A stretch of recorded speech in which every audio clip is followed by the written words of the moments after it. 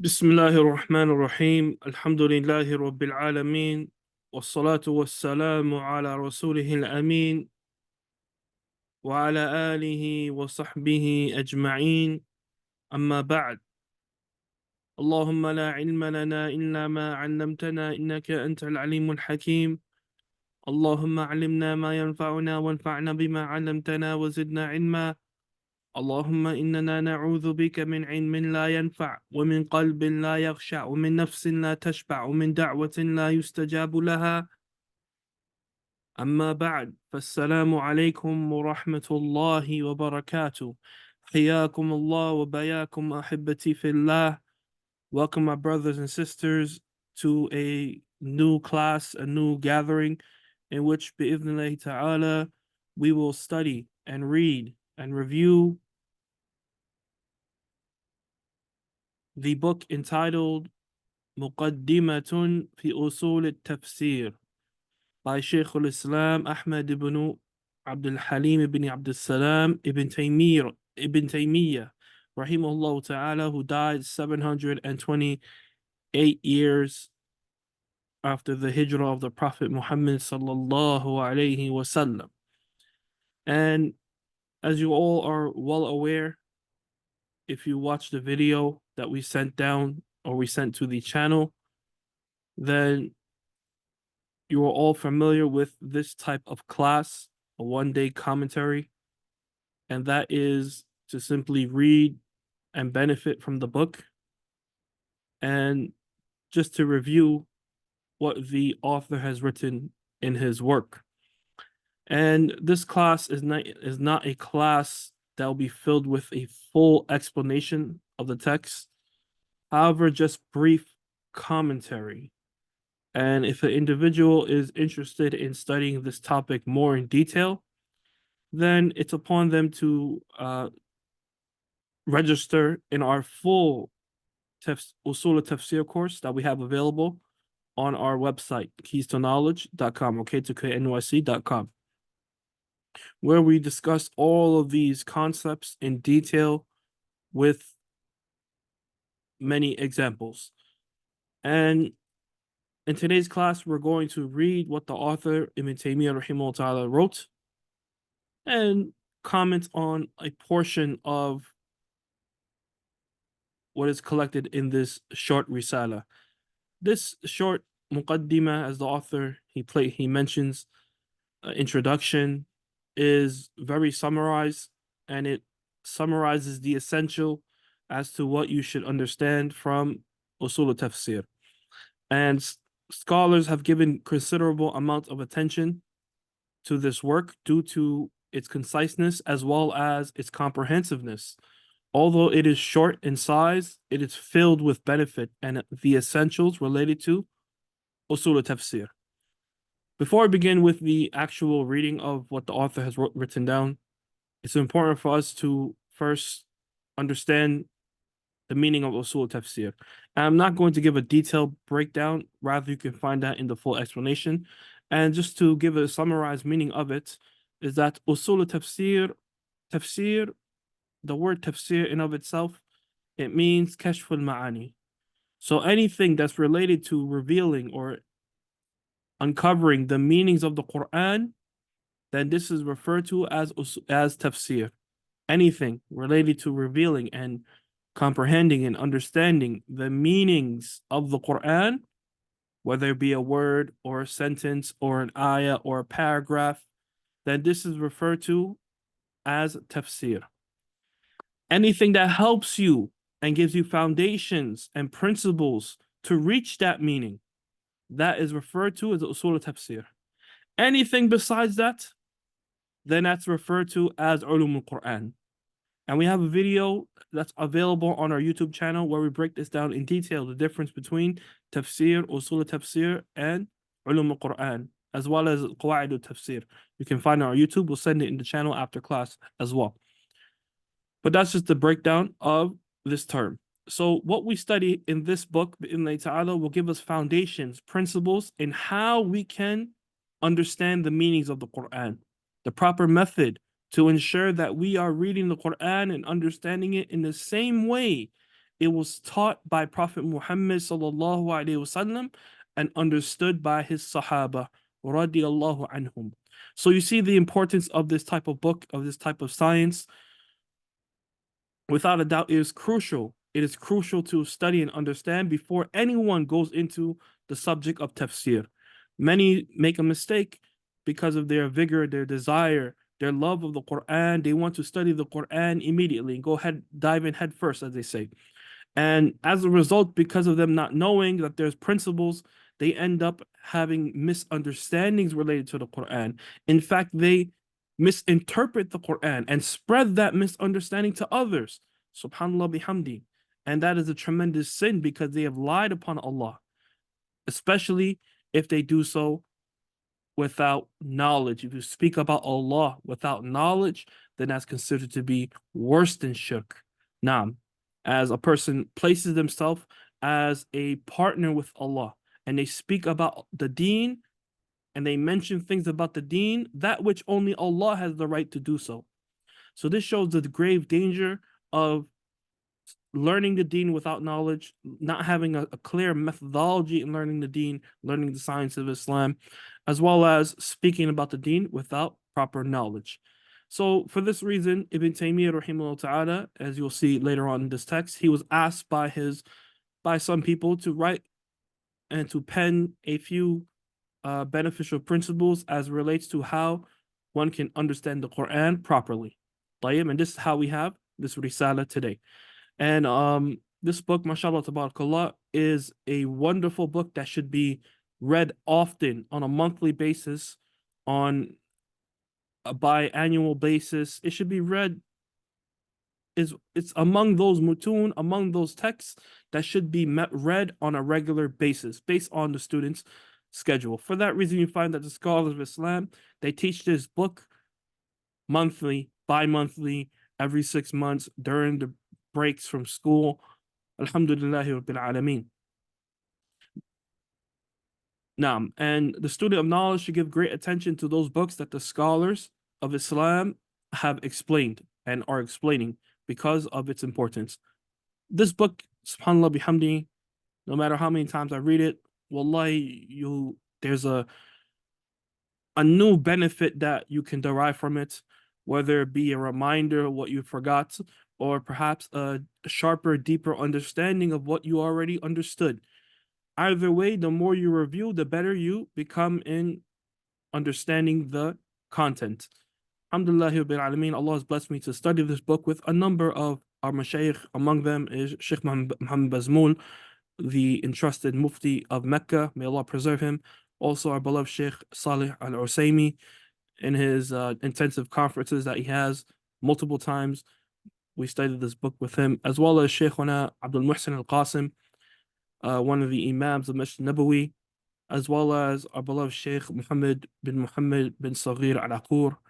May Allah preserve him from the scholars of Jazan. He taught us this book, and many other scholars. Wallahi alhamd. And I can tell you from personal experience that every time you read this book, wallahi, there's a new benefit that you reflect over and you find and you discover.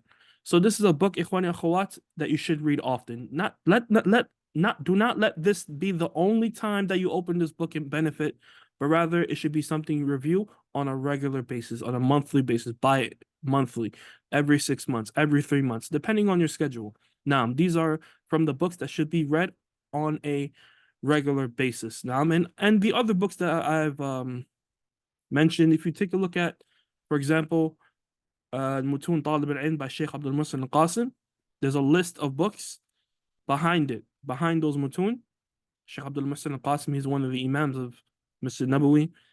Those books in Mustawa Awal, Mustawa Thani, the first level, second level, for all those books, those are the Usul al-Ilm. Those are the foundations of each knowledge. The basics and the foundations of each knowledge. Those books have to be read on a regular basis and memorized. And if you can't memorize it, at the very least, read it often until it becomes firm in your heart. So, alhamdulillah, Alameen, this is a wonderful book once again. So let's begin with what the author has mentioned. May Allah have mercy on him. On the left-hand side, of course, is the Arabic And the right hand side is the translation, of the Arabic. So, and also on the right hand side, there's also an explanation by Sheikh Ibn Uthaymeen, rahimahullah, one of the best explanations of this book. And there are other explanations as well, but alhamdulillah, Ibn Uthaymeen, his explanation is very beneficial and it suffices for this level, for a beginner level, first time reading it. Alhamdulillah Rabbil Alameen. We also advise everyone to buy this book. The only reason that we are presenting the PDF is because of necessity. It's the only translation that we could find online. And when it comes to PDFs, then we should try our best to not spread it on the internet in public forum, but instead use it for personal benefit whenever we need it and try to buy it and support the publishers because they put tremendous effort, excuse me, they put tremendous effort in producing these works. So we should try our best to support them. طيب. So let's begin with what the author has said. We'll read the Arabic, then the English. Is there anyone who wants to read first off before we start? You can raise your hand. Who can read the Arabic fluently?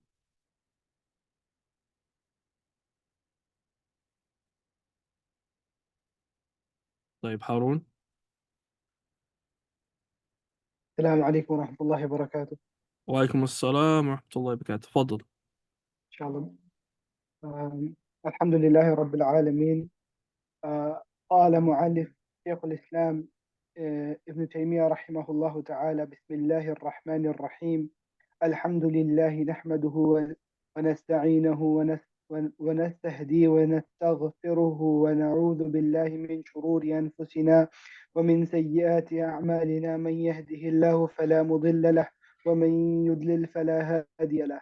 وأشهد أن لا إله إلا الله وحده لا شريك له وأشهد أن محمدا عبده ورسوله أرسله بالحق بين يديه الساعة بشيرا ونذيرا وداعيا إلى الله بإذنه وسراجا منيرا.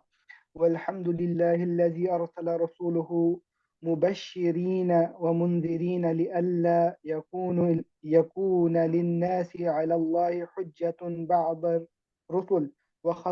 وختمهم بالنبي الأمي العربي المكي بالنبي الأمي العربي المكي الهادي لأوضح السبل أرسله نعم. إلى حسبك. نعم شيخ. طيب أحسنت. جزاك الله خير. Naam. First, the author, he begins with the statement of the Basmalah, Bismillahir Rahmanir Rahim. And we explained this term many times, that in the name of Allah, the most gracious, the most merciful. This is commonly the famous translation given to this phrase. However, in Arabic, it does not denote this meaning. There's a deeper meaning than this. And the full meaning of this phrase is, I seek assistance in all of Allah subhanahu wa ta'ala's names, singling out Ar-Rahman, Ar-Rahim, the most gracious, the most merciful. طيب. All praise are due to Allah. Alhamdulillahi, nahmaduhu wa nasta'inuhu wa nastahdi wa nastaghfiruh. طيب. Here, Ibn Uthaymeen, rahimahullah ta'ala, he says, well, in the translation, it says that this is referred to as khutbatul hajah. However, this is not correct. The khutbatul hajah is a specific dua that the Prophet of Allah sallallahu alaihi wasallam would open important sermons, whether it be for marriage or the khutbah, Jummah khutbah, or important gatherings. And it has a specific wording. طيب. And when it comes to these specific wordings, then they must be preserved. They must be preserved whenever we make dua from the sunnah of the Prophet sallallahu alaihi wasallam, as well as the Quran or dhikr, or a remembrance of Allah subhanahu wa ta'ala. We must preserve the exact wording as it was relayed to us. And this introduction provided by Shaykh al-Islam ibn Taymiyyah, it differs from what has been transmitted to us as it relates to the khutbatul hajah. As everyone is familiar with the khutbatul hajah, you hear at least on a weekly basis. Evidence that the wording must be preserved is due to a hadith collected by Imam Bukhari in his Sahih, as well as Imam Muslim in his Sahih, in which the Prophet of Allah sallallahu alaihi wasallam taught a Sahabi, Al-Bara bin Azib radiallahu anhuma, a dua. And when he repeated the dua to the Prophet sallallahu alaihi wasallam, he changed the wording. He said, "Amantu bi rasulika alladhi arsalta," that I believe in your messenger, the one you sent. And the Prophet of Allah sallallahu alaihi wasallam, he corrected him and he said, "Qul amantu bi nabiyyika alladhi arsalt." I believe in the prophet, that which you have sent. طيب. So scholars derive from this hadith collected in the Sahihain that because the Prophet of Allah did not suffice with the wording provided by Al-Bara bi Rasulika, and he corrected him.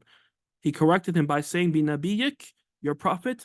This shows that du'as from the Sunnah and the Quran, of course, must be preserved just as it has been relayed. Just as it has been relayed. طيب. So it's not correct to call this khutbatul haja. Rather, it is similar to the khutbatul haja. على أي حال, the author then goes on to say, أشهد أن لا إله إلا الله وحده لا شريك له وأشهد أن محمدا عبده ورسوله أرسله بالحق بين يدي الساعة مبشرا ونذيرا.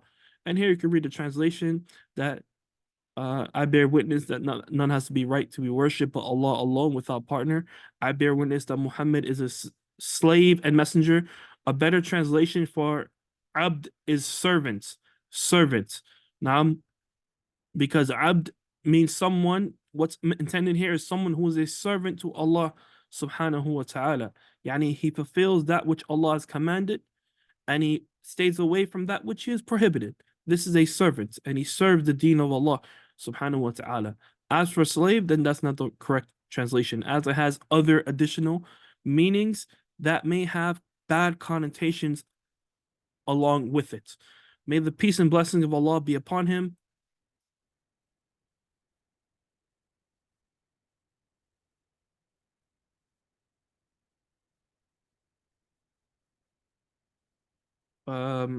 Now, perhaps the nuskha used in this one is different from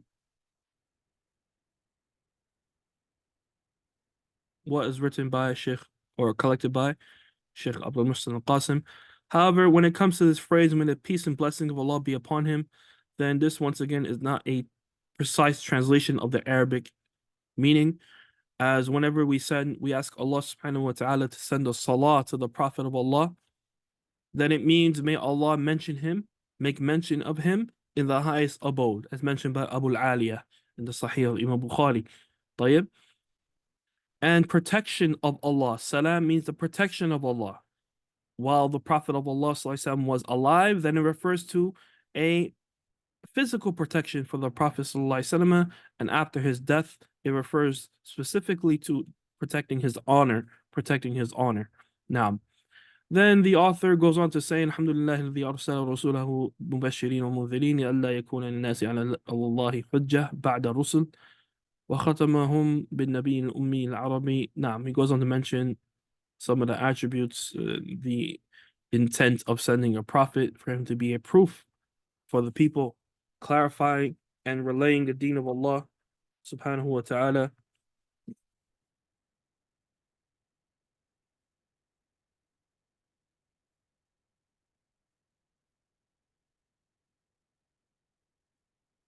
Naam. Then he goes to say, whoever misguides, none can guide him. Whoever Allah subhanahu wa ta'ala misguides, none can guide him.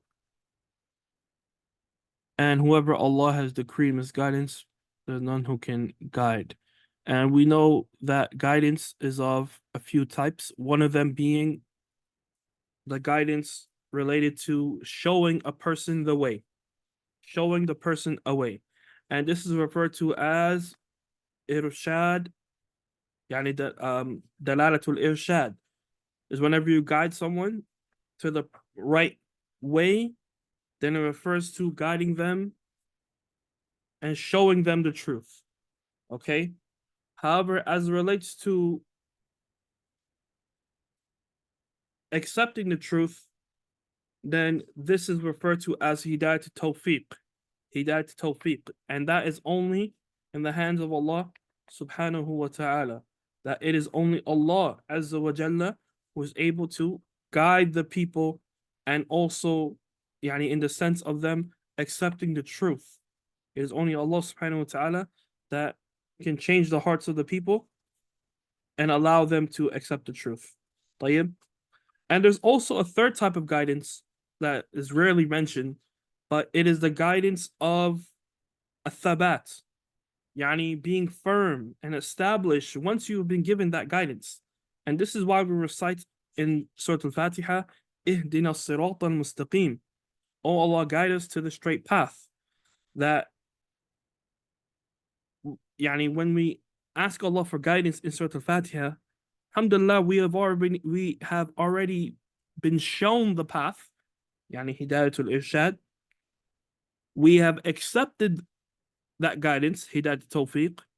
Now you're asking Allah for hidayat thabat, yani, oh Allah, guide us to the straight path, make us firm upon it. Now, and this is the third type of guidance, and this is why the Prophet of Allah, sallallahu alaihi wasallam, among his frequent supplications that he will make often is Ya muqallib al-qulub, thabbit qalbi ala dinik. Oh, changer of hearts, make my heart firm upon your deen. Make my heart firm upon your deen. Now, so we should understand that guidance is of three types. And when he says here,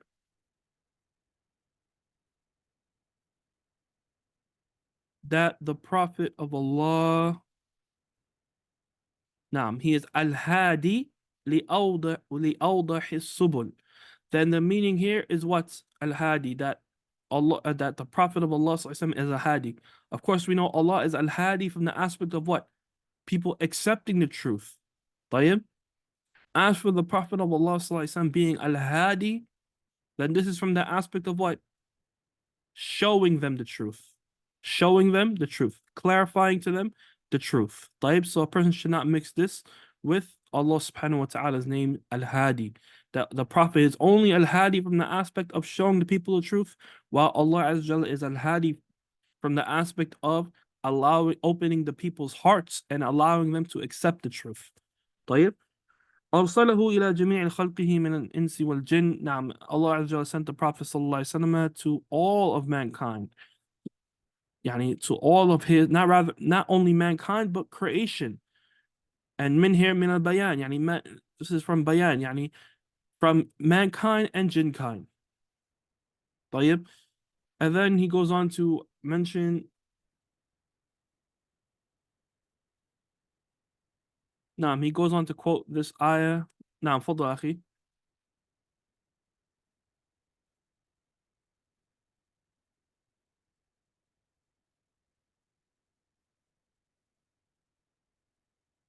نعم.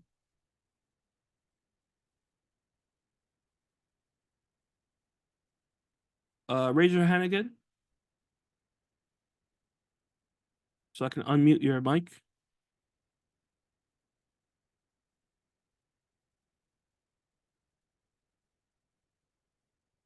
طيب, I don't see him. The brother who was reading. نعم. Keep your hand raised. طيب. نعم. تفضل. كما قال مؤلف رحمه الله تعالى، كما قال تعالى: أعوذ بالله من الشيطان الرجيم، قل يا أيها الناس إن الله إليكم جميعا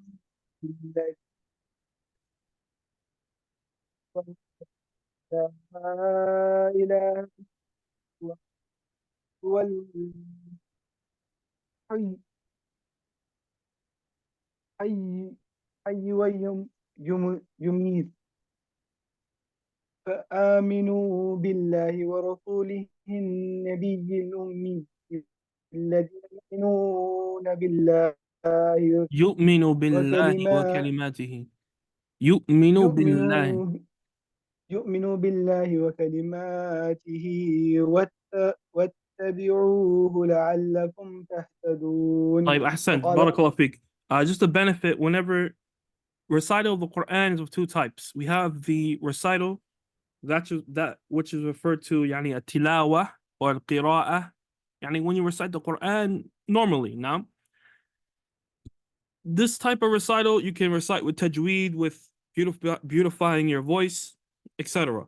And then you have the reading of the Quran, that which is referred to as يعني إيراد الآية. يعني whenever you're mentioning an ayah for a particular reason, you're not reciting the whole Quran, but you're just simply mentioning an ayah to as evidence or as uh, relaying it for a point of benefit. This second type of recital, it is not legislated to recite it with tajweed.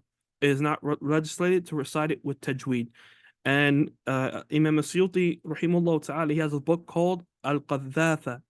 Al-Qaddathatu في تحقيق محل استعاذة.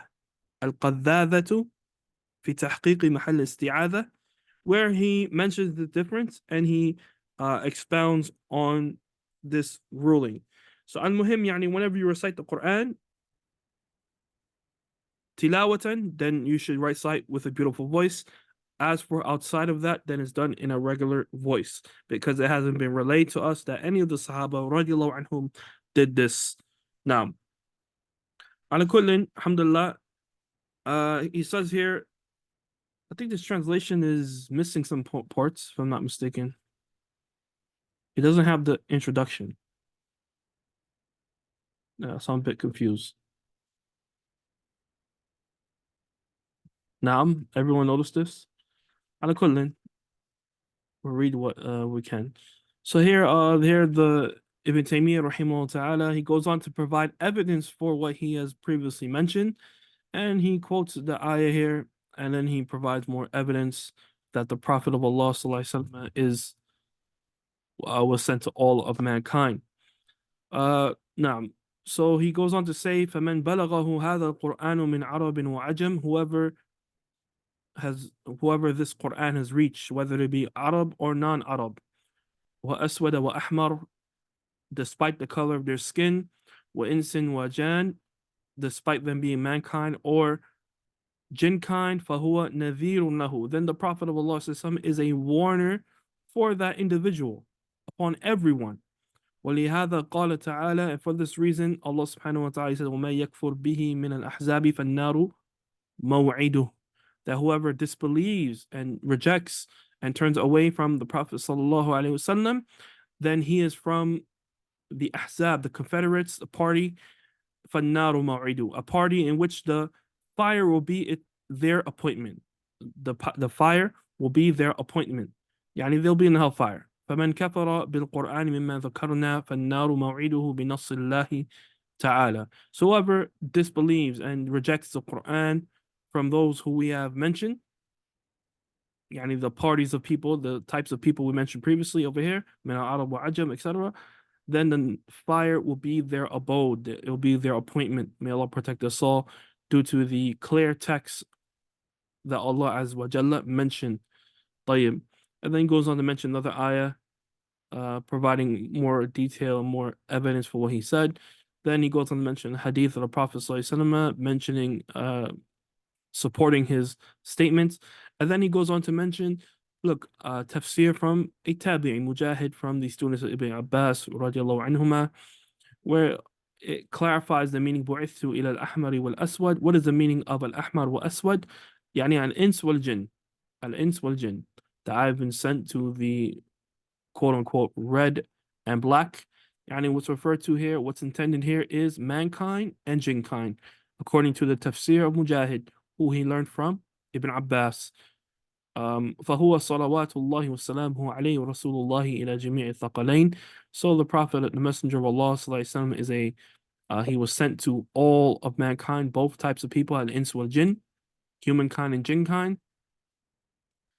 and he conveyed to them that which Allah Azza wa Jalla revealed to him from this tremendous book, this magnificent book, that in which لا يأتيه الباطل من بين يديه ولا من خلفه, that which batil, falsehood, can never come close to.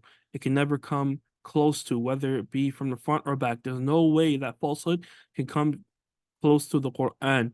تنزيل من حكيم حميد, because it is revealed from Hakim, yani the most wise, Hamid, the all praise, all praiseworthy one.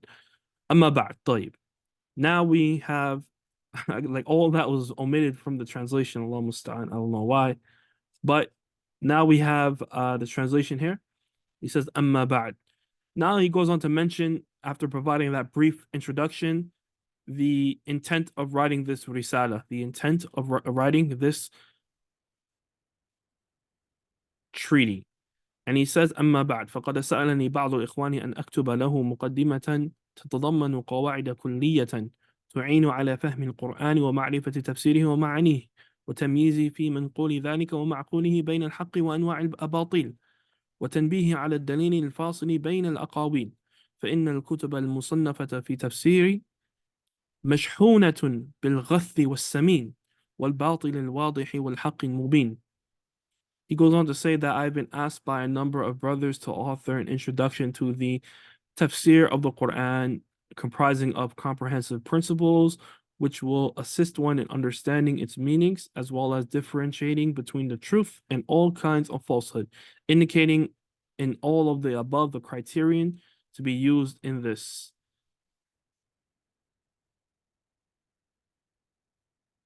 Now, the books of Quranic tafsir works, the books of tafsir works contain both good and bad, apparent falsehood and clear truth. Yani he's alluding to that the books that have been written about tafsir, not everyone who writes about tafsir has reached the truth. Not everyone who's written about tafsir has spoken the truth, have reached the haqq. Rather, there are some that is filled with batil. That's absolutely batil. And there's some that has some good in it and a lot of bad. And there's some that has a lot of good and some bad. طيب, meaning that there's books, ikhwan akhawat, just because it's a book doesn't mean that you can take from it, due to the falsehood that may be found within it. For that reason, it becomes a necessity for Shaykh al-Islam and the scholars of Islam to clarify the principles and how to read those books, how to navigate through those waters, and to ensure that you have reached the proper understanding as understood by the Prophet Muhammad and his Sahaba radiallahu anhum. And this is the purpose of writing this risala. He says here, knowledge is either a text which is received from an infallible source or a saying backed by a clear proof. Now, he goes on to mention what is ilm. وَالْعِلْمُ إِمَّا نَقْلٌ مُصَدَّقٌ, يعني from the Quran wa Sunnah, that has been transmitted to us via the Sahaba, عن معصوم. طيب, وإما قول عليه دليل معلوم, or it's a statement of a scholar, of a person of knowledge, that's based off of دليل معلوم, a known evidence. طيب, as for anything besides that, وما سوى هذا, anything besides that, then it is فإما مزيف مردود, it is either false and rejected. يعني مزيف مردود means a forged, rejected statement, something that's fabricated, something that has no basis whatsoever. وإما موقوف لا يعلم له أنه بهرج ولا منقود, or doubtful, so its truthfulness or falsehood cannot be ascertained. Now, يعني it's something which you cannot verify. طيب. So he goes on to mention, subhanAllah, that's a beautiful principle. How do you know something is the truth? This is the criterion he sets forth. That the only way for you to know what is true and what's not true is that it has to be either what? نقل مصدق عن معصوم, or قول عليه دليل معلوم. As for anything besides that, then it's rejected. Then it is rejected. Now, وحاجة الأمة ماسة إلى فهم القرآن الذي هو حبل الله المتين والذكر الحكيم والصراط المستقيم الذي لا تزيغ به الأهواء ولا تلتبس به الألسن ولا يخلق عن كثرة الرد ولا تنقضي عجائبه ولا يشبع منه العلماء. The Muslim Ummah nation greatly needs to understand the Quran, which is the firm rope of Allah. The firm rope of Allah, the wise reminder, and the straight path. Evil desires never corrupted. Now, that no matter how wicked the people may be, the Quran will never be distorted, never be changed. Unlike the previous books, where we saw practical examples, actual examples of people's desires changing that which was revealed to him. They will change the book بأيديهم, right? They'll change the book with their own hands, and then they'll say هذا من عند الله وَيَعْذُ بالله. As for the Quran, then it's protected from that. طيب, Allah subhanahu wa ta'ala, He is al-hafidhun. He is the one who revealed it, and He is the one who protects it from all types of corruption and distortion and misinterpretation. Now, wicked tongues will never distort it. ولا تلتبس به الألسن ولا يخلق عن كثرة الرد. Continuously studying it will never cause it to fade. ولا تنقضي عجائبه, and its miracles will never cease. ولا يشبع منه العلماء. Allah Akbar. And the people of knowledge will never become filled with it. Yani they'll never be filled with it. There's never a point where a person reaches their full. Subhanallah bihamdi. You know, there's certain things out there where no matter how much you love it, eventually you get bored with it. You get tired of it. Naam? You get full, quote unquote.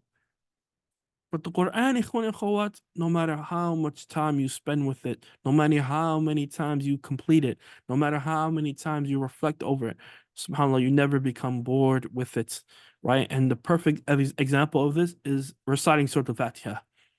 We recite Surah Al-Fatiha at least 17 times a day on a daily basis. And every time you recite it, subhanAllah, it's rejuvenating, it's beautiful, it's wonderful. Now, subhanallah bihamdi. As for reciting other things, you get tired after the 10th time, the 20th time, the 100th time. Now, I mean, you get sick of it. You don't want to hear it or say it ever again. But the Quran, subhanallah, because it comes from Allah, it is a miracle. It is a miracle from Him. Naam. Man qala bihi sadaq. Whoever utters the Quran has spoken the truth. وَمَنْ عَمِلَ bihi ujir. And whoever acts according to it will be rewarded. وَمَنْ حَكَمَ bihi adal. Whoever rules by it has been just. نعم ومن دعا إليه هدي إلى صراط مستقيم, and whoever calls to it has been guided to the straight path. ومن تركه من جبار قسمه الله, and whoever arrogantly leaves it will be destroyed, will be cremated, will be destroyed completely, annihilated. ومن ابتغى الهدى في غيره أضله الله, and whoever seeks the guidance from other than the Quran, then Allah Azza wa Jalla will misguide them. Because guidance only comes from the Quran. Guidance only comes from the Quran. Therefore, there's no happiness, there's no guidance except within the Quran. And then he goes on to mention evidences for this from the Quran, the ayat. Ikhwan, subhanAllah, already 40 minutes passed by, and we're scheduled to end this at 5:30. Almost done. So we have to do a little bit of summary due to the time. He goes on to mention ayat to support this. So yani this gathering be more of a reading and highlighting of important aspects, important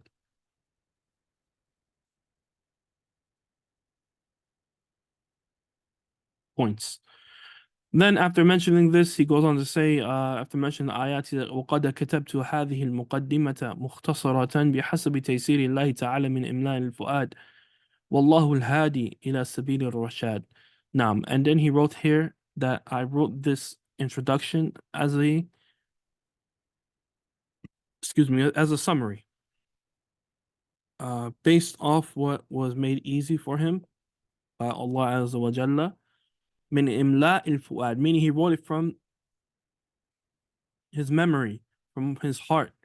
Yani he did not review, right? He didn't return back to what was written in books. Rather, he wrote this treatise, subhanAllah, from his memory, from his heart. Allahu Akbar. And this shows the vast knowledge of Shaykh al-Islam Ibn Taymiyyah, that he was able to give you details regarding any science, strictly from his heart, right? And we know there are many examples of this, like, for example, Al-Aqidatul Wasitiyya, the famous treaty written to the people of Wasit about Allah subhanahu wa ta'ala's names and attributes, principles related to that, and ayat for every or many of Allah Azza wa Jalla's attributes, now whether it be his physical attributes or his actions, he provides evidences for that. Also from and towards the end of the Risala, some of the usul, some of the foundations as it relates to the belief of Muslim. He wrote that from his memory. Also, he did this with other Risala as well, other treatises as well, like for example, his poem on Al-Qadr, his Ta'iyah. His poem on Qadr, one of the hardest subjects in Islam, that which the Prophet of Allah he said, فَأَمْسِكُوا أَمْسِكُوا, yani do not speak about the Qadr, do not speak about the Qadr, due to its difficulty, due to many people not being able to understand it fully, due to their deficiency in their intellects. Ibn Taymiyyah rahimahullah ta'ala was able to write this poem and refute the misguided sects simply from his memory. SubhanAllah, bihamd, mentioning principles related to this subject. And there are many other examples. And of course, this is a mawhiba min Allah subhanahu wa ta'ala. This is a gift given from Allah to whoever He wills. Walhamdulillahi rabbil alameen. Wallahu al-hadi ila sabil al-rashad. And Allah ultimately is the one who guides the people and allows them to accept the truth. Ila sabil al-rashad, the path of guidance. Naam. Now he begins, after mentioning that, the first chapter. Okay, that's like more of a introduction. Now he goes on to mention the first chapter. فصل يجب أن يعلم أن النبي صلى الله عليه وسلم بين لأصحابه معاني القرآن كما بين لهم ألفاظه فقوله تعالى لتبين للناس ما نزل إليهم يتناول هذا وهذا. He goes on to mention that it is obligatory to know that the Prophet sallallahu alaihi wasallam explained to his companions the meanings of the Quran just as he has taught its words. The following statement of Allah includes both لِتُبَيِّنَ لِلنَّاسِ مَا نُزِّلَ إِلَيْهِمْ, that you may make clear to the people what was sent down to them. Yani, it encompasses both in terms of wording as well as its meaning, that the Prophet of Allah ﷺ taught them both not only how to recite the Quran, but also the meanings of the Quran. Now, and as we mentioned in other classes, that the Quran is explained through the Sunnah through one of three ways. Either it is a muwafaqa, the hadith will agree with what's mentioned in the Quran, or mu'akkida, yani it is a emphasizer for what has been mentioned in the Quran, or it's going to be a mubayyina, it's going to clarify and provide additional rulings mentioned in the Quran, or the hadith can be a mujibah, it can be something that mentions something new that was not mentioned in the Quran. It provides rulings that was not mentioned in the Quran. Now, and the Prophet of Allah ﷺ does this in various ways. Either he does so via what's referred to as a tafsir al-mubashir. Okay, he directly explains the verse to the Sahaba. So, for example, an ayah is mentioned and he goes on to explain the word or the meaning of the ayah. For example, in Surah Al-Kawthar, the Prophet of Allah he said about the Kawthar that it is nahrun wa'adanihi rabbi, that it is a river that my Lord has promised me. And he goes on to give details regarding that. That's an example of the Prophet of Allah directly explaining the Quran, a verse in the Quran. Another example, famous example, الَّذِينَ آمَنُوا وَلَمْ يَلْبِسُوا إِيمَانَهُم بِظُلْمٍ. Those who have iman and they do not mix their iman with dhulm, with oppression. The Prophet of Allah was asked, what is the meaning of oppression? Right? Because they asked, Ya Rasulullah, وَأَيُّنَا لَمْ نَلْبِسْ إِيمَانَهُ بِظُلْمٍ. He said, وَأَيُّنَا لَمْ يَلْبِسْ إِيمَانَهُ بِظُلْمٍ. They asked him, which one of us does not oppress their soul, do not oppress their iman, yani their soul, their iman, with oppression? Which one of us does not do that? Do not mix their iman with oppression, their soul with oppression. All of us commit sins and all of us oppress ourselves. The Prophet of Allah goes on to explain to them that إِنَّهُ لَيْسَ بِذَاكَ, that's not what's intended by the verse. أَلَا تَسْمَعُونَ إِلَى قَوْلِ لُقْمَانَ. Did you not hear the statement of Luqman when he said to his son, Ya bunayya, la tushrik billahi, inna shirka la dhulmun azim. He said to his son, "O my beloved son, do not associate partners with Allah. Certainly, association of partners with Allah is a tremendous oppression." Meaning that the meaning of dhulm in Surah An'am, وَلَمْ يَلْبِسُوا إِيمَانَهُمْ بِظُلْمٍ, is a shirk, This is a clear, direct explanation from the Prophet ﷺ as to what is meant by the Quran. And this is one way in how he clarified the Quran to the Sahaba, yani through directly explaining the ayah. Then you have a second method in which the Prophet of Allah ﷺ, he explained the ayah via his actions. So, for example, you have an ayah that says وَأَقِيمُوا الصَّلَاةَ وَأَقِيمُوا الصَّلَاةَ and establish the prayer. The Prophet of Allah doesn't say the meaning of أَقِيمُوا الصَّلَاةَ is this. It's not a direct translation. It's not a direct explanation or interpretation. Rather, it is what? He says, "Sallu kama ra'aytumuni usalli." Pray as you see me pray. And he goes on to pray with his actions. All right, this is a form of explaining the Quran, غير مباشر, يعني non-directly, but it's still an explanation of the ayat in the Quran. طيب? And the third method of how the Prophet of Allah explained the Quran was through his mannerisms, through his actions. Like Aisha radiallahu anha was asked about the manners of the Prophet ﷺ, and she replied, "Inna khuluqa nabiyyillahi sallallahu alayhi wasallam kana al-Quran." That certainly the mannerisms, the characteristics, the etiquettes of the Prophet ﷺ was like the Quran, Rather, it was the Quran. So all of his interactions, all of his responses, all of his mannerisms, subhanAllah, is actually explaining the Quran. It's explaining the meanings of the Quran.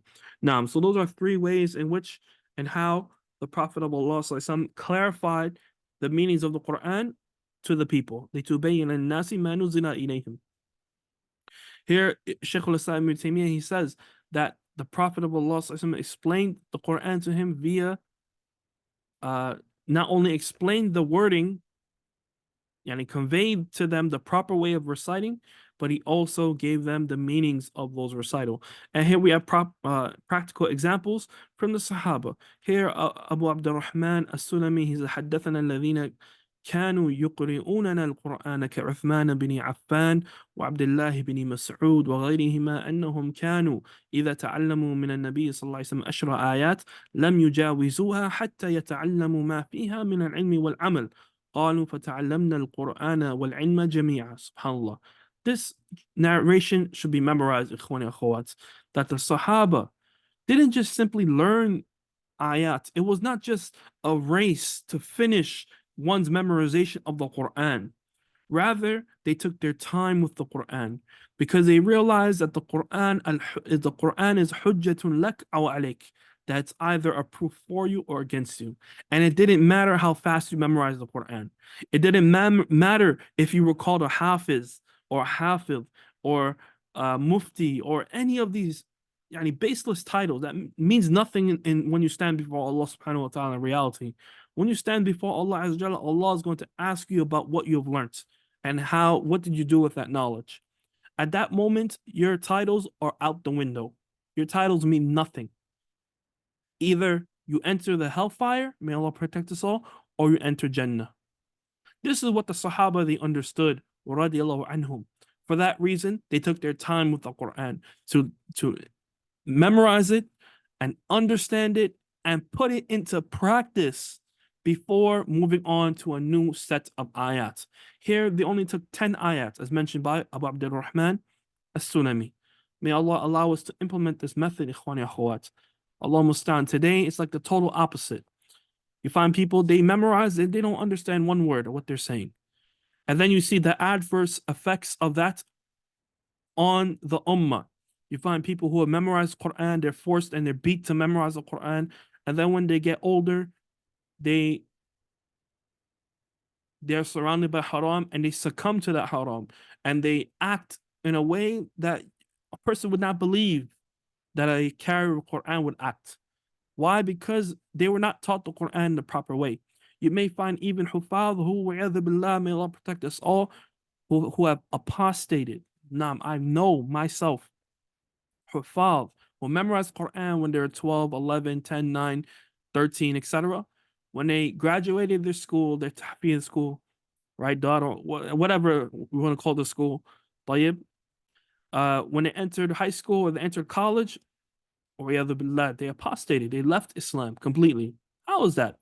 Because they took a method that was not practiced by the Salaf of the Ummah. They invented a new way. Their parents invented a new way in studying the Quran. And this is incorrect. A person should not just simply memorize without understanding what they're memorizing and practicing what they are memorizing. This is the proper way. And this is why Allah subhanahu wa ta'ala said about the Sahaba radiallahu anhum wa radu an, that Allah is pleased with them and they are pleased with Him. Obtaining the pleasure of Allah is by practicing this method. As for anyone who wants to practice another method, then they subject themselves to the whispers of shaitan and the plots of shaitan. May Allah protect us all. Naam. Anas, he said that if a man amongst us was able to memorize Surah Al-Baqarah and Imran, he will gain respect in our eyes. Subhanallah bihamdi. Due to the meanings that contained within, right? When they heard someone was a hafiz of Surah Al-Baqarah, then that meant automatically they understood its meaning and they implemented it. Subhanallah bihamdi. Subhanallah bihamdi. And these are the usul of the deen that are found in these chapters. Naam, they were a scholar, a true scholar. Naam. Today you have people who memorize Surah Al-Baqarah and Ali Imran, and then they listen to music on the regular. Riyadhu billah. May Allah make us better Muslims, ikhwani akhawat. We have to, if we want to become better, if we want to see the ummah progress, if we want to see them successful, if we want to see the ummah like how it was during the time of Umar bin Khattab, where it spread, then we have to ensure that we learn Islam and implement Islam the same way they did. Now, that's how we rectify ourselves.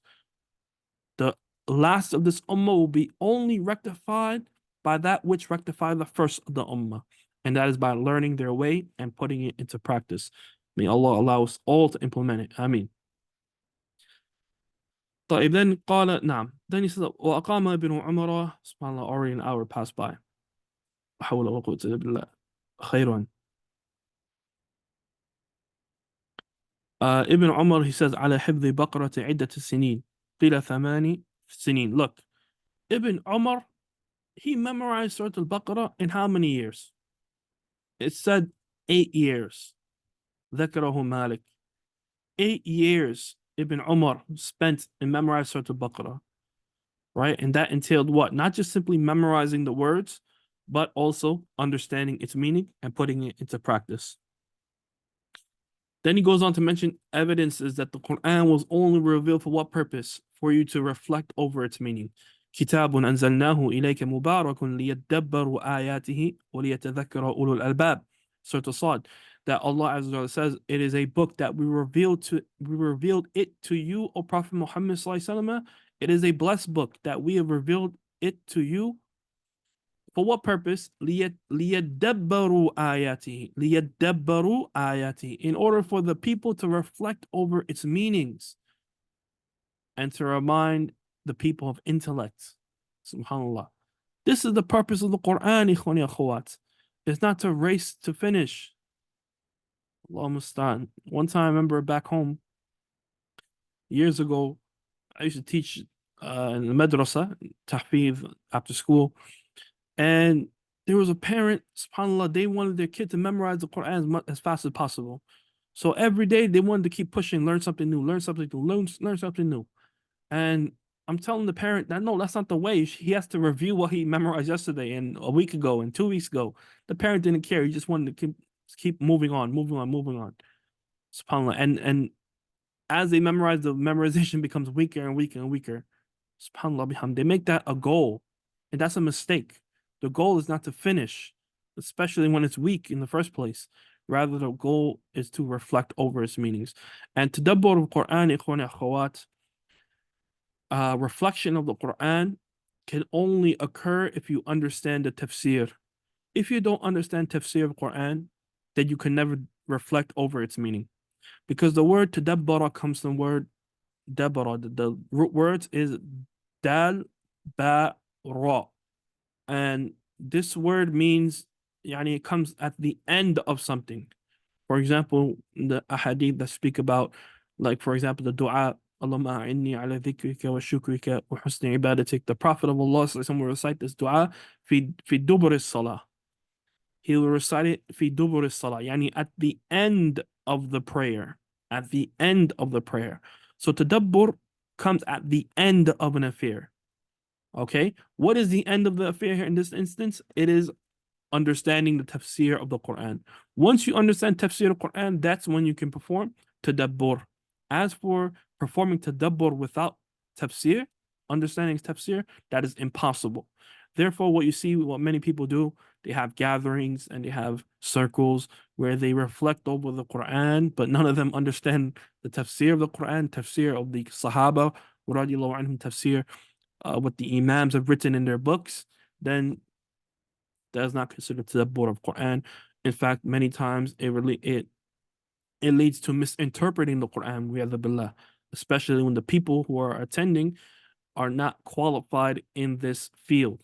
Now, and here he goes on to mention more evidence that the Quran was sent to be pondered over. أَفَلَا يَتَدَبَّرُونَ الْقُرْآنَ أَمْ عَلَى قُلُوبِهِمْ أَقْفَالُهَا. Or do they not reflect over the Quran, or their chain, or their locks over their hearts? Are their hearts locked up? Riyadhu billah. Are their hearts locked up? May Allah protect us all. أفلم يدبروا القول. Do they not reflect over the statement يعني in the Quran, the Sunnah, etc. وتدبر الكلام بدون فهم معانيه لا يمكن. Look, and Shaykh al-Islam, he says وتدبر. This is a dua, this is a statement that should be written in gold. That وتدبر القرآن بدون فهم معانيه لا يمكن. Reflecting over the speech, any speech, without understanding its meanings, it's not possible. It's not possible. وكذلك قال تعالى, he goes to mention more evidence, وعقل الكلام متضمن لفهمه. طيب.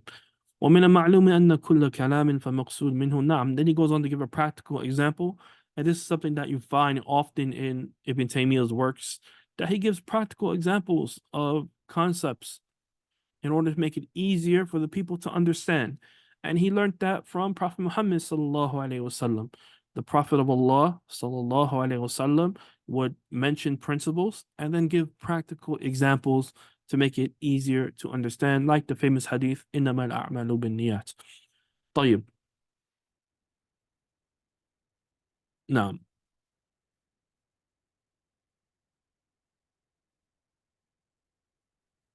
for this reason, he says, وَلِهَذَا كَانَ النِّزَاعُ بَيْنَ الصَّحَابَةِ فِي تَفْسِيرِ الْقُرْآنِ قَلِيلًا جِدًّا. For this reason, you find that the differing that occurred between the Sahaba as it relates to the tafsir of the Quran was very few, bare to none.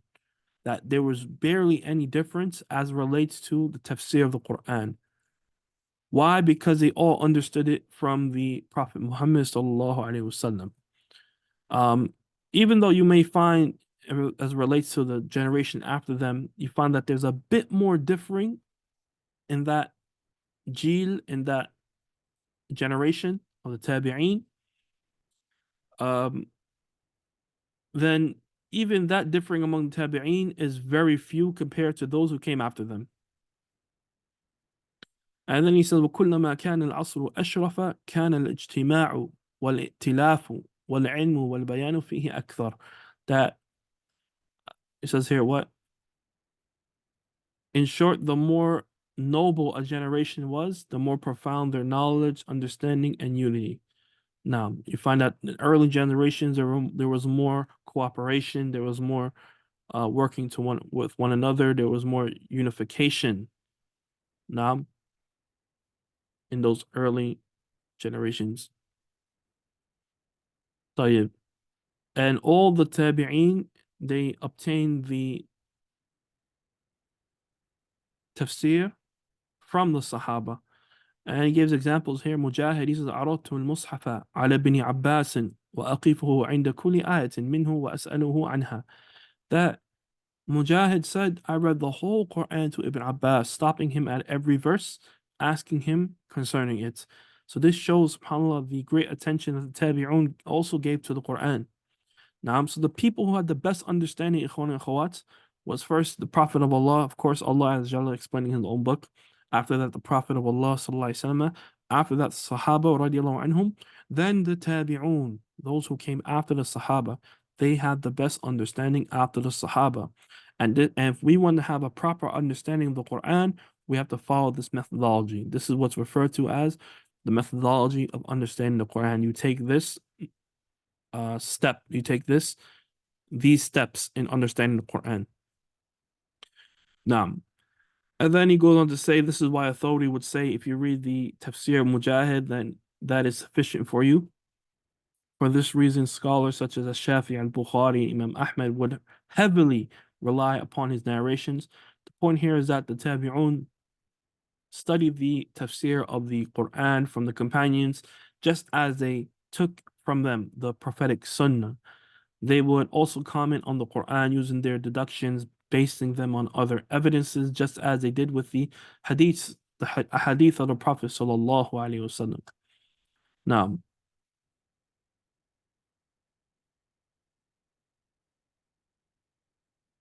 after that, the author goes on to a new chapter, and this chapter is related to differences between the Salaf in tafsir. And he says, الخلاف بين السلف في التفسير قليل وخلافهم في الأحكام أكثر من خلافهم في التفسير وغالب ما يصح عنهم من الخلاف يرجع إلى اختلاف تنوع لا اختلاف تضاد.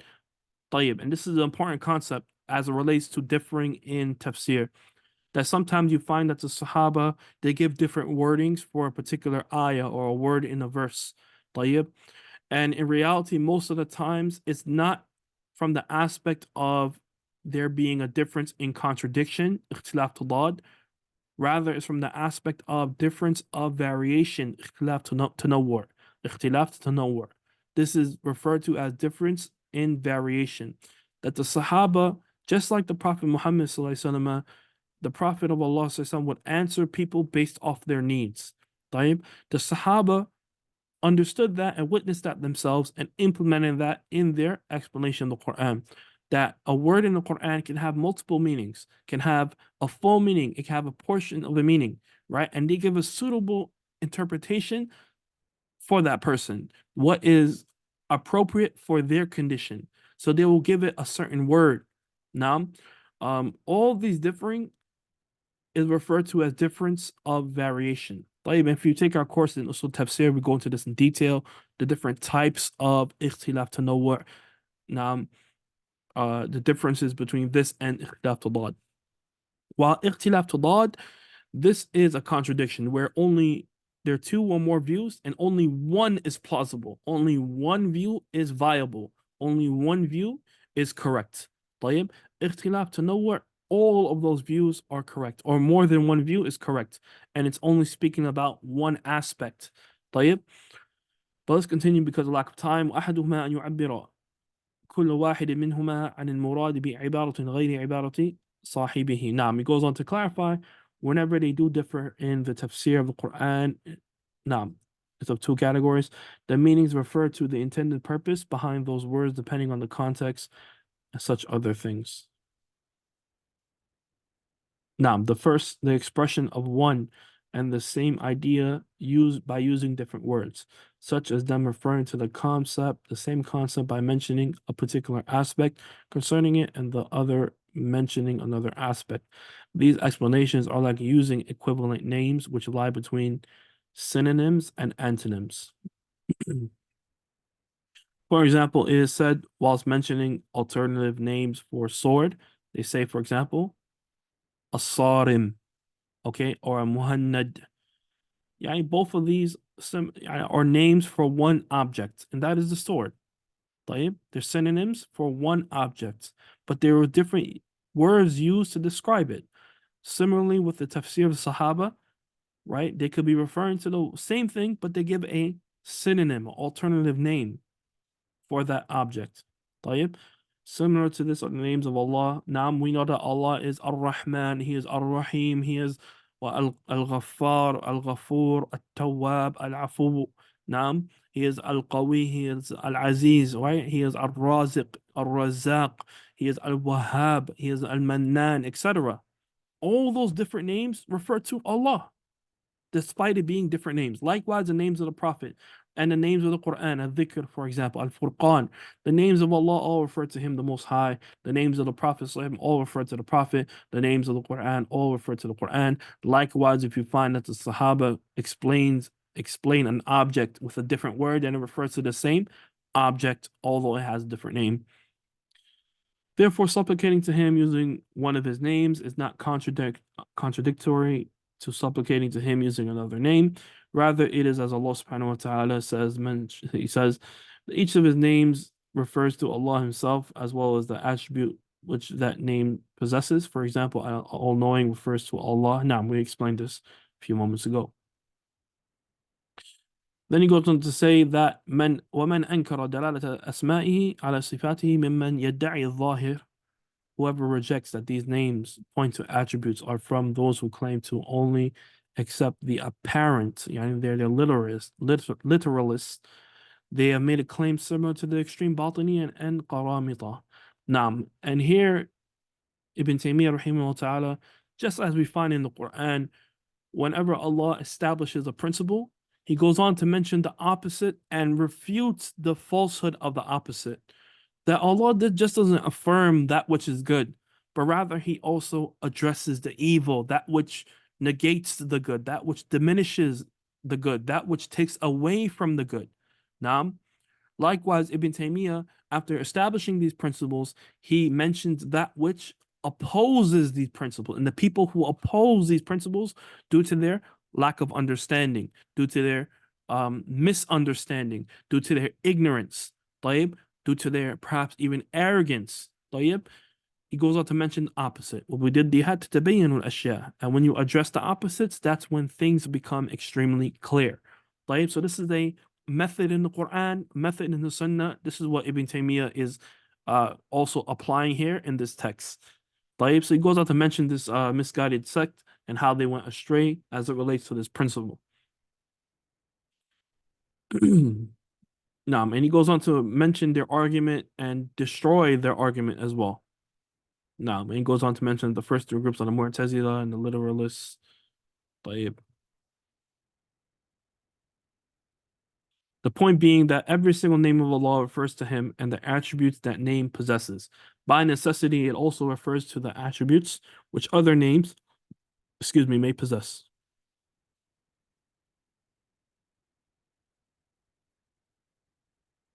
Then he provides evidence from the Quran and Sunnah once again, subhanAllah, from the Quran to support his points.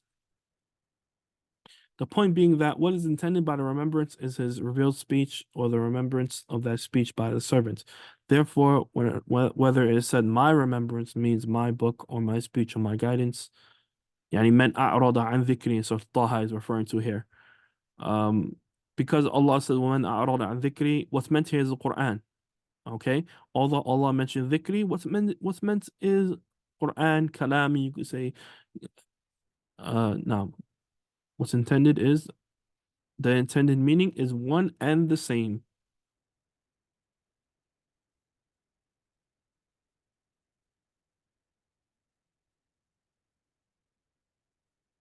Then he says, وَالْمَقْصُودُ, however, the intention of the questioner is to learn about the attribute, which that name also connotates. Then an added explanation also must be given. For example, it is possible for one to ask concerning the names of Allah al-Quddus, as-Salam, al-Mu'min, even though he knows that these names refer to Allah, but he wishes to inquire about these specific attributes.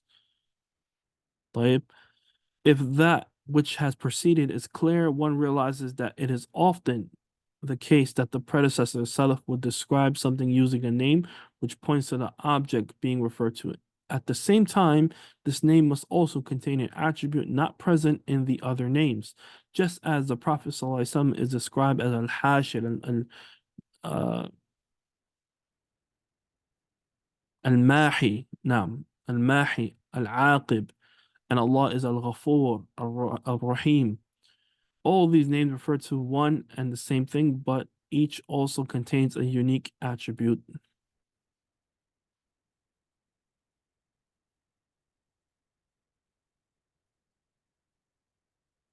Um, it is well known that this is not a difference of contradiction, as some people mistakenly think. For example, what does the straight path refer to? So now he gives a practical example from the Quran of how the Salaf gave different wordings, different interpretations for as-sirat al-mustaqim. However, in reality, all of them intended one thing, but they gave it different interpretations. But the intent is one thing, but they described it with different descriptions. Everyone understand that? أي أن المسمى واحد. The object that you're speaking about is one thing. And they're just highlighting one attribute of that thing. So some of them, they said, for example, as-sirat al-mustaqim is the Quran. The straight path is the Quran. Yani following the Quran. And they use as evidence this hadith, huwa hablullahi al-mateen. While others describe as-sirat al-mustaqim as being Islam. So one describe it as Quran, the other one is Islam. And they have their evidence, right? In reality, all of them are talking about the same thing. فَهَذَانِ الْقَوْلَانِ مُتَّفِقَانِ. Because Islam is the Quran. Following the Quran is Islam. Now, so now, mashallah, Ibn Taymiyyah leaves no doubts. Yani, you see his arguments, subhanAllah, is very clear. It's to the point, with clear examples. And many of his other writings, you find out he'll keep going to more examples, more examples, until he obliterates the false doubts brought up by the people of misguidance. May Allah guide us all. Then he goes on to highlight the second category, أن يذكر كل منهم من الاسم العام بعض أنواعه على سبيل التمثيل وتنبيه المستمع على النوع، لا على سبيل الحد المطابق للمحدود في عمومه وخصوصه، مثل سائل أعجمي سأل عن مسمى لفظ الخبز فأري رغيفا وقيل له هذا، فالإشارة إلى النوع هذا لا إلى الرغيف وحده. مثال ذلك ما نقل في قوله نعم ثم أورثنا الكتاب الذين اصطفينا من عبادنا فمنهم ظالم لنفسه ومنهم مقتصد ومنهم سابق بالخيرات. طيب. Then he goes on to mention, you can read here the English.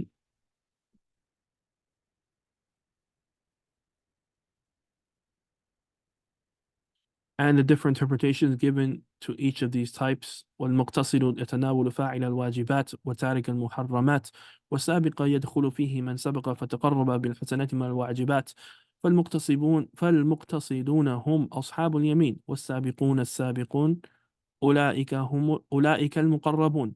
ثم إن كلا منهم يذكر هذا في نوع من أنواع الطاعات، كقول قائل السابق الذي يصلي في أول الوقت، والمقتصد الذي يصلي في أثنائه، والظالم لنفسه الذي يؤخر العصر إلى الصفرار.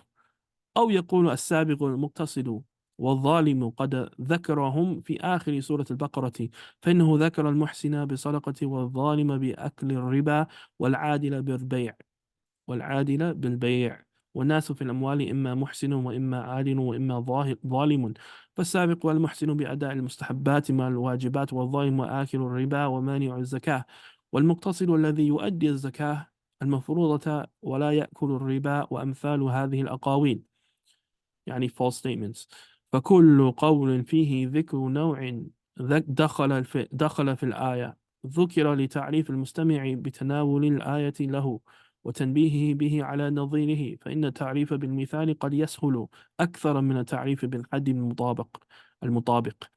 والعقل السليم يتفطن للنوع كما يتفطن إذا أشير له إلى رغيف فقيل له هذا هو الخبز. نعم.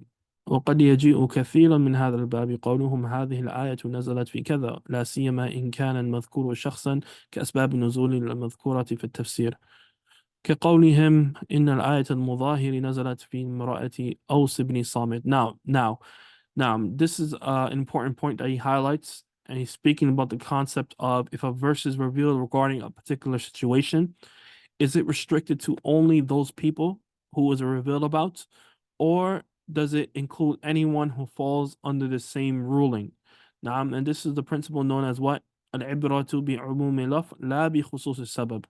That the reality is that if an ayah has been revealed about particular people in a story, then it's not specific to them, but rather it is general to anyone who also falls under the same situation. Then he goes on to give an example of this regarding zihar. Uh, نعم li'an عفوا يعني li'an, this is when a husband um accuses their wife of, may Allah protect us all, of adultery, but they don't have evidence. They don't have the shuhada, the four shuhada that have to see the action. طيب? So what they do is make this oath, as mentioned in Surah An-Nur. They make this oath, and at the end of it, if they complete it, then the marriage is nullified forever, and they can never ever remarry. طيب? Then he goes on to give more examples of this, and that these instances are not only restricted to those Sahaba who it was revealed about, but rather for anyone else who falls under these um, circumstances. ونظائر هذا كثير مما يذكرون أنه نزل في قوم من المشركين بمكة أو في قوم من أهل الكتاب اليهود والنصارى أو في قوم من المؤمنين، فالذين قالوا ذلك لم يقصدوا أن حكم الآية مختص بأولئك الأعيان دون غيرهم، فإن هذا لا يقوله مسلم ولا عاقل على الإطلاق. Right? No one with any intellect, the person of intellect nor Muslim, would say that these ayats are only restricted to those Sahaba, but rather they understand that it's applied to anyone who else who falls under that circumstance. نعم. والناس وإن تنازعوا في اللفظ العام الوارد على سبب هل يختص بسببه. نعم. Then he goes on to mention more details regarding this. Uh,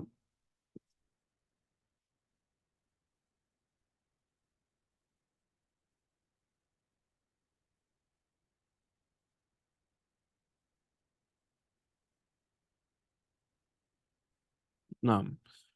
Then after that, he goes on to mention another topic, and that is sabab nuzul, or ma'rifatu sabab nuzul. That knowing the sabab nuzul, the reason why a verse has been revealed, it helps to understand the verse.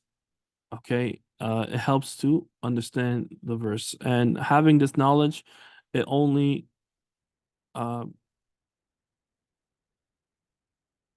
inherits more knowledge of musabbab, the reason why it occurred. طيب.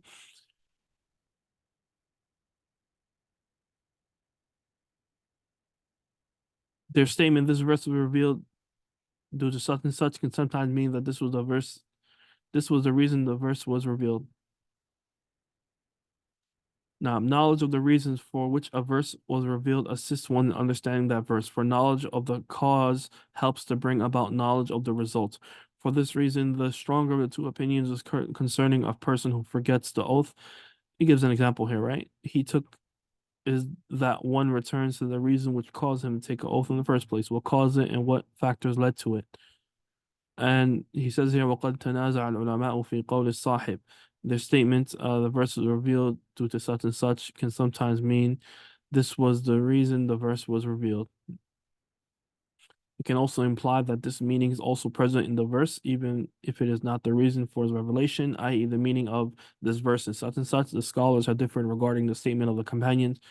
This verse was revealed due to such and such. Does this statement count as a prophetic narration, just as if the companion was to narrate the incident as it took place? Or is it considered an explanation which the companion gives himself and not a prophetic narration? Al-Bukhari considered it as to be a narration, whereas others did not. The majority of books containing narrations fall into the latter category, such as Musnad Imam Ahmad, rahimahullah. If, on the other hand, the companion describes the incident as a narration, then all agree that it is narration. We'll just read the rest of the book due to lack of time. Allah musta'an. Almost an hour and a half. So let's finish reading without any commentary. If this is known and one states this verse was revealed due to this does not contradict a similar statement from someone else, so long as the word can include both meanings, as we have explained when discussing tafsir by way of example. Likewise, if one mentions a reason for which the verse was revealed and then another mentions a different reason, it is possible that both are speaking the truth and that the verse was revealed after a number of incidents took place, or the verse was revealed twice on each occasion for a different reason. طيب. These two different categories of tafsir, which we have just mentioned, variation in names and attributes, or different categories and types with which they are described, such as illustrations, are the two most predominant types of tafsir found among the predecessors, which may be thought of as differences in opinion. Another type of difference which can be found is where we have ambiguous words. This can be done in two ways. Firstly, it is ambiguous because it has a number of meanings in language, such as the word qaswara, which can refer to a shooter or a lion. Shooter, yani hunter. Hunter is a better word. And the word as'as, which can refer to both the advent and departure of the night. Naam, إذا أقبل وإذا أدبر. The second way it can be ambiguous is because even though the word originally only has one meaning, it denotes one of the two different types or one of two things, such as a prenominal subject, which at times can refer to a number of things, like in the verse ثم دنا فتدلى فكان قاب قوسين أو أدنى. Then he approached and descended and was at a distance of a bow, two bow lengths or nearer. Other similar words include al-fajr, al-shafaq, naam, or al-shafa', and al-witr, al-watr يعني وليال عشر وما أشبه ذلك, and anything similar to that. It is possible that these words have the meanings the Salaf gave to them, or their meanings could be otherwise. The first is the case when a verse is revealed twice, once for one reason and then again due to another reason, or because of an ambiguous word where both meanings can be correctly applied. This is the opinion of the majority of the scholars at the Maliki, Shafi'i, and Hanbali schools of thought, as well as many theologians. The other case is where one word has only one meaning, making it general so long as there is nothing which specifies its meaning. If both meanings are permitted, then this will fall into the second category. Another statement of theirs, which is commonly thought to be a difference of opinion, is when they express an opinion, each using a different choice of words. These words are similar to their connotations, but not synonymous. There are very few words in the Arabic language which are synonymous, yani taraduf. This is even rarer in the Quran, if not non-existent, meaning that there's no two words which mean exactly the same. Each word has a slight difference, has a difference in meaning. طيب, this is what's meant. Yani there's no taraduf in the Quran where two words have the same exact meaning. An example of this will be, for example, ru'b and khawf, fear and ru'b, okay? Or khashya and khawf. Now, each word have different meaning. It is rare to express the same exact meaning using two sets of words. At best, the meanings will be approximate. This is from the miraculousness of the Quran. If one were to say regarding the verse, يَوْمَ تَمُورُ السَّمَاءُ مَوْرًا, on a day the heaven will sway with the circular motion. The word mawr is a movement. It would be a similar meaning, but not exact, as the word means a quick, silent movement.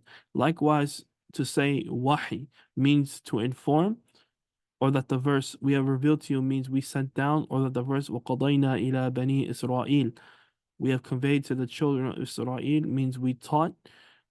In all of these examples, the substitute words are similar in meaning but not exact. Revelation is quick and secret, and not just a way of informing.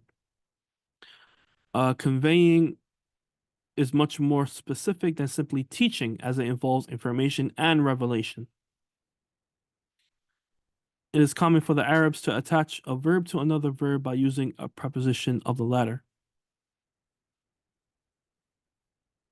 From here, we can see the mistake made by those who substitute certain words with others, as they do in the verse, قَالَ لَقَدْ ظَلَمَكَ بِسُؤَالِ نَعْجَتِكَ إِلَى نِعَاجِهِ. David, Dawood, he said, he has certainly wronged you in demanding your ewe in addition to his ewes. Substituting in addition to with his ewes. Likewise in the verse, Men ansari ilallah, who are my supporters for the cause of Allah. For the cause of has been substituted with Allah. and so on. The correct opinion is that the grammarians of the Basra school who state that it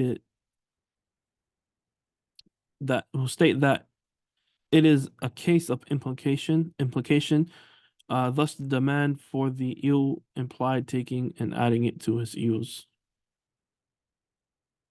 Now,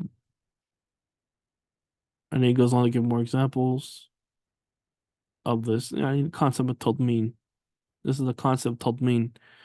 Yani to use a word with a particular preposition that indicates another meaning. That indicates another meaning, another verb.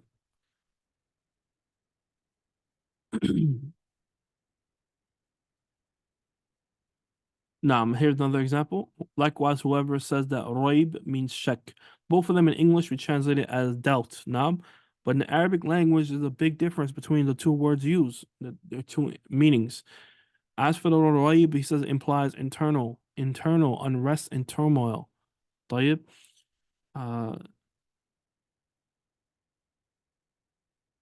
Therefore, just as certainty implies inner peace and tranquility, its opposite, doubt, implies internal unrest and turmoil. On the other hand, the word shak does not possess the same implications.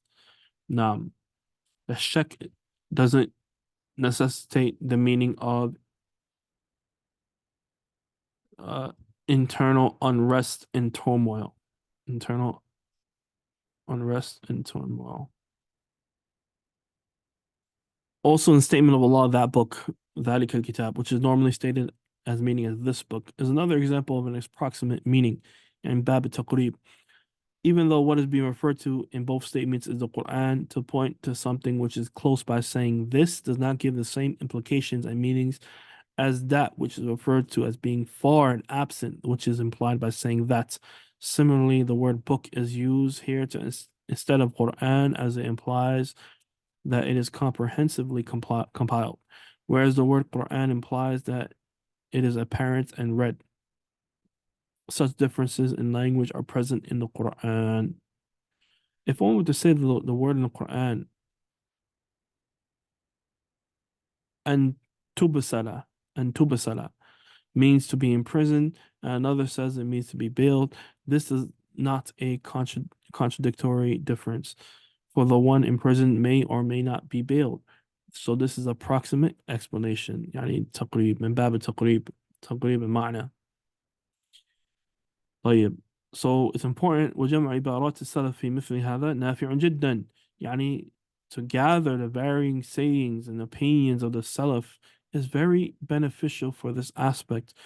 Why? Because by gathering all these opinions, one will have a clearer understanding of the intended meaning, much more than if he were to just collect a saying or two, and definitely much more than if he were to just, don't even know any of the Salaf statements, but only rely on his understanding or her understanding. Now, even with all the above, there exists genuine differences of opinion amongst the Salaf, such as differences in matter of jurisprudence, yani fiqh. However, essential knowledge which everyone requires is known to all.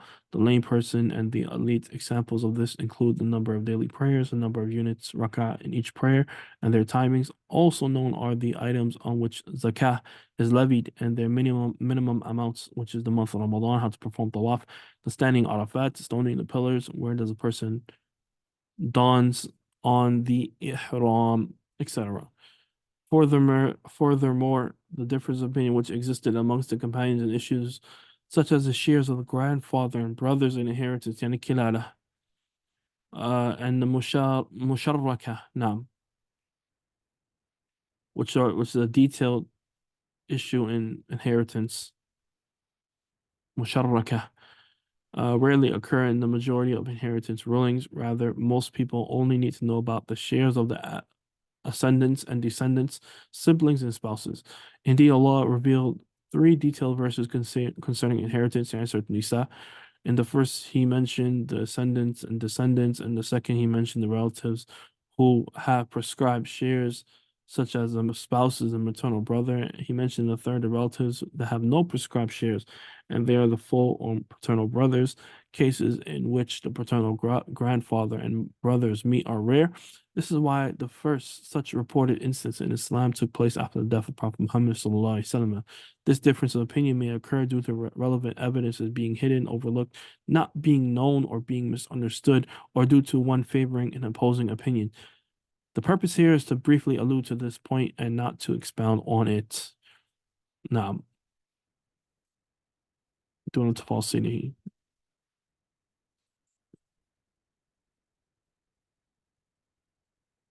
طيب, is anyone who could read fast and wants to read? Raise your hand.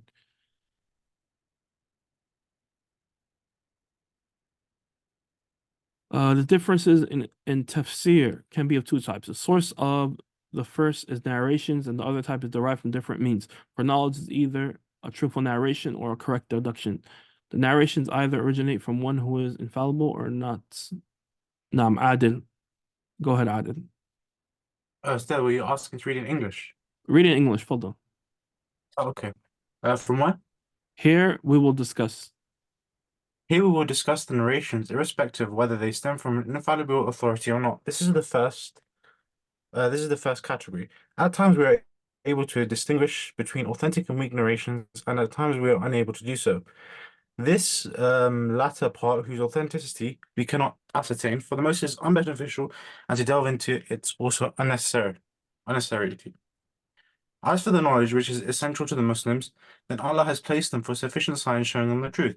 An example of that which is unbeneficial and has no clear evidence is the difference regarding the color of the dog belonging to the companions of the cave. Similar to this is the difference regarding which part of the cow was used to strike the slain man. Also included in this is the measurements of the Ark of Noah and the type of wood used.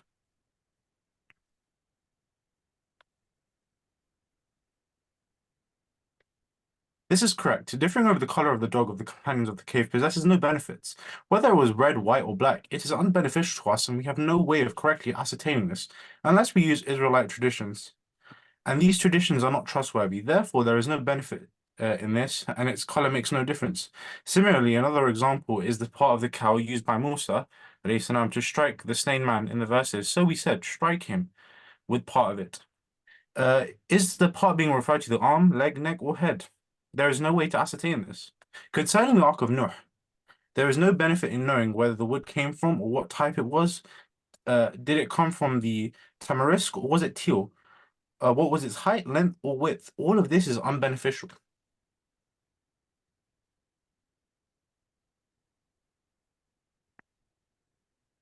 Similarly, to this is the name of the boy killed by Khidr, etc. All this can only be ascertained from narrations that which is authentically narrated from the Prophet ﷺ in this regard, such as the name of the companion of Musa being Khidr, is accepted. As for other than this, such as which has been taken from the people of the book, like the narrations of Ka'b, Wahb, Muhammad ibn Ishaq, and others who take from them, one cannot accept or reject these narrations except with clear proof. It is reported in the Sahih that the Prophet ﷺ said, "If the people of the book narrate to you, then do not attest to their truthfulness, nor reject them. Rather say we believe in Allah and His messengers. Otherwise, you may reject something truthful or attest to something false. Likewise, if narrations of the Tabi'un, irrespective of whether or not they are taken from the people of the book, differ, then some of their sayings do not hold greater weight and authority than others. Rather, authentic narrations from the companions in this regard are more reliable than the narrations from their students, as it is a stronger possibility that the companions heard this opinion from the Prophet ﷺ or from another companion who turned heard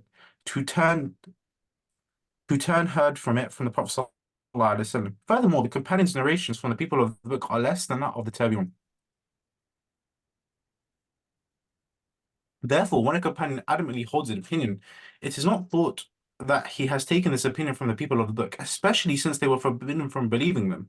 The point being, such differences of opinion in which one cannot ascertain what is authentic and what is weak is just unbeneficial. As narrating a hadith in which one cannot ascertain its authenticity. As for the first category, in which one is able to establish the authenticity of a narration, this is possible. And all praise is for Allah. In those matters which are essential, many narrations in tafsir, hadith, and expeditions concerning the Prophet ﷺ and other prophets are false, as they contradict authentic narrations. This is the case with narrations and what is deduced by other methods. The point being, there are clear signs showing the authenticity or weakness of those narrations which are essential and required by the Muslims. It is also known that many narrations in tafsir are similar to narrations about expeditions and history.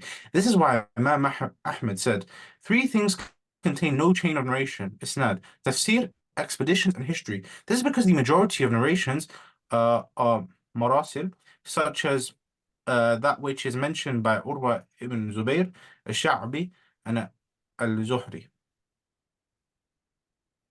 Musa ibn Uqba, ibn Ishaq, and those who came after them, such as Yahya ibn Sa'id, Walid ibn Muslim, and al-Waqidi, and others who authored in history الواقدي. and al-Waqidi, and others who authored in history and expeditions. Indeed, the most knowledgeable of people concerning military expeditions are the people of Medina, then Sham, then Iraq. The people of Medina are the most knowledgeable in this, as the expeditions took place among them. The people of Sham are known for their military and tactical skills, and due to this, they possess an understanding of these matters which others don't. For this reason, people revere Abu Ishaq's book on this topic, and others consider Al-Awza'i to be more knowledgeable in this field than other scholars. As for tafsir, then the most knowledgeable of people in this field are the people of Mecca. The reason for this is they are the students of Ibn Abbas, like Mujahid, Atta ibn Abu Rabah, and Ikrimah, and others such as Tawus, Abu Sha'thar, and Ibn Jubayr. Likewise, it includes the people of Kufa, who are the students of Abdullah ibn Mas'ud. Some of these are distinguished scholars from the scholars of Medina who specialize in tafsir. Is Zayd ibn Aslam. His students include Imam Malik, his own son Abdurrahman. Abdurrahman was the teacher of Abdullah ibn Wahb.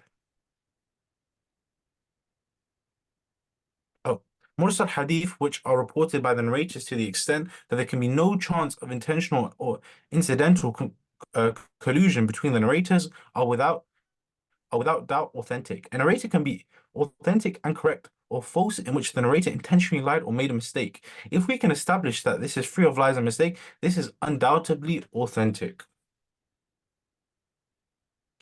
Therefore, if a hadith has been narrated from two or more chains, it is known that the narrator did not conspire on its differences, and that it is not possible to agree on such a thing incidentally. The narration is classed as authentic. It's like a person who mentions an incident which took place, explaining in detail what was said and done, and then another person who cannot have conspired with the first mentions the exact same story in detail. It is known that on the whole the story is true.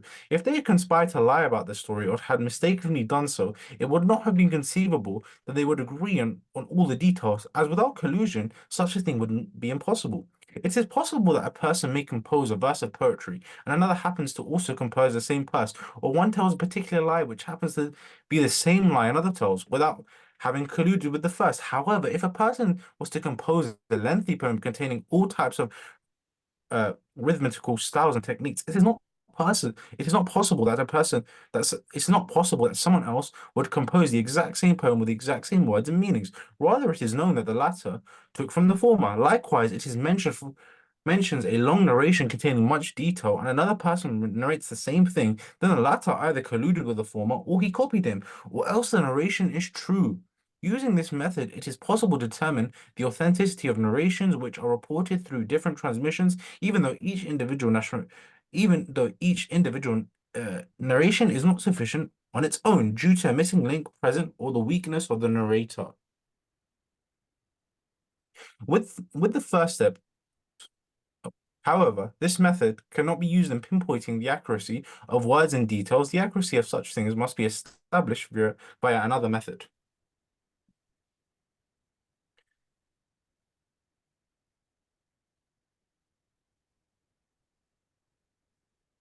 Ibn Shihab al-Zuhri rarely erred, even even though he narrated many hadiths. The point here is that if the hadith has been narrated from two different chains without collaboration, then it cannot be a mistake or lie. A lengthy story cannot be one big mistake, or rather parts of it contain errors. Therefore, if a person narrates a long and detailed story and another narrates exactly the same story without collusion, then both stories cannot be a mistake, just as they cannot be lies. As such, the mistakes which occur can be concerning certain details within the story, like the hadith in which the Prophet ﷺ bought a camel from Jabir. Whoever contemplates the different chains of hadith will realize that the hadith is authentic, even though the narrations differ concerning the exact price of the camel. This is also explained by Al-Bukhari in his Sahih, for the majority of what is in Bukhari and Muslim can be ascribed to the Prophet ﷺ with certainty, as it is all of the caliber and the Ummah has accepted it. As such, the whole Muslim nation cannot unite upon error. For if a hadith is a lie, but the Ummah accepts it as the truthfulness, they have in essence accepted our lie. This is the unity upon errors, and it is impossible. Without unity and consensus, it is possible that a narration contains a mistake or lie, just as this is possible in an analogy in which the truth may be in the opposite of what we believed. However, once unity is achieved upon a matter, we affirm its wording and meaning. For this reason, the majority of scholars from all of the different schools of thought agree if a hadith reported with a single narrator in its chain of narration is accepted or approved by an action, then it is sufficient as evidence. This is mentioned by the authors of Usul Fiqh, the principles of jurisprudence, from all schools of fiqh, the students of Abu Hanifa, Malik, Shafi, and Ahmed. This opinion is opposed by the minority of latter time scholars who chose the opinion of some theologians. However, the majority of theologians agree with the jurist scholars of hadith and predecessors on this. This is the opinion of the majority of Asharite scholars such as Abu Ishaq and Ibn Fawraq. Ibn al-Bakilani is the one who held the opposing opinion and was followed by Abu Ma'ali, Abu Hamid, Ibn Aqil, Ibn al-Jawzi, Ibn Khatib Khatib. al-Amadi, Ibn Khatib al-Amadi, and others. The first opinion is also supported by Abu Hamid, Abu al-Tayyib, Abu Ishaq, and the likes from the Shafi'i school, Qadi Abdul Wahhab, and the likes from the Maliki school, Shamsuddin as-Saraksi, and others from the Naam. Hanafi school, Abu Ya'ala, and Abu al-Qatab, and Abu al-Hasan from the Hanbali school. Hence, the author has made mention of the scholars for all four madhabs, and this shows his vast sorry. knowledge. If consensus. If consensus upon narration is sufficient in establishing it, then the consensus which is applicable is that of the scholars of hadith. Just as consensus in practical rulings is sought with the scholars who specialize in orders, prohibitions, and recommendations, so is the case with this.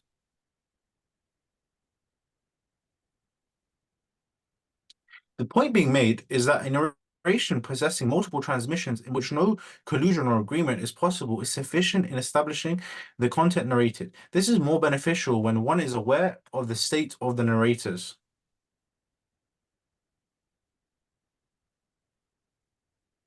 In this regard, one may benefit from the narrations of an unknown narrator, one possessing bad memory, or a mursal hadith. For this reason, the scholars would write down such narrations and say, what can't be used as evidence itself may be used in order to support another evidence. Imam Ahmed would state, I may write the narrations of a man in order to consider them. He then gave Abdullah ibn Lahiyyah, the Egyptian judge, as an example of such a man. He was a pious man who narrated many hadiths, but when his books were burnt, his later narrations had mistakes in them. So he was a narrator who was considered to be used to support others. He is often compared to Al-Layth ibn Sa'ad. Layth was a trustworthy authority and imam.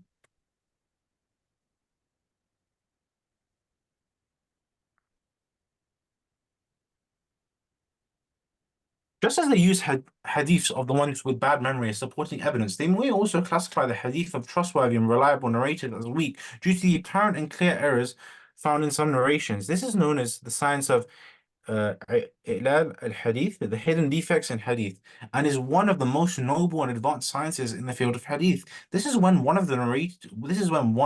who is usually trustworthy and reliable makes an error in his narrations, and his errors become known. It is known that the Prophet Muhammad sallallahu alaihi wasallam married Maymuna whilst he was not in a state of ihram, and that he prayed 2 rakats inside the Kaaba. The narrations of Ibn Abbas, uh, which state that he, sallallahu alaihi wasallam, married whilst in the state of ihram, and that he did not pray inside the Kaaba, were mistaken. Likewise, it is also known that the Prophet sallallahu alaihi wasallam only performed 4 umrahs, and that the statement of Ibn Umar, which claims he made an umrah in Rajab, is also mistaken. It is also well known that the Prophet ﷺ performed tamattu in a state of security during his farewell Hajj. Thus, the narration in which Uthman said to Ali, "We were in a state of fear on that day," is also mistaken. Uthman did not see the validity of. Oh. Another example of this is what he reported in some narrations in Sahih Bukhari. The hellfire will not be full until Allah creates another creation for it. This is also a narration which contains a mistake.